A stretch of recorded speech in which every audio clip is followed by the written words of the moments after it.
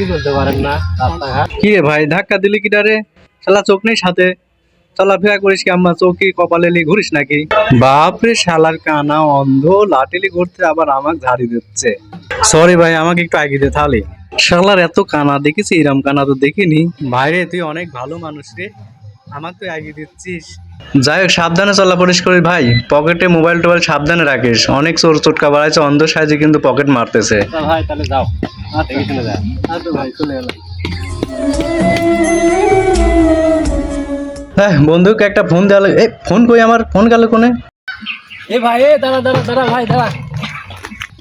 এই তেস মারছি রে, শালা পিছলে রে, টের পাইছি রে, পলাই।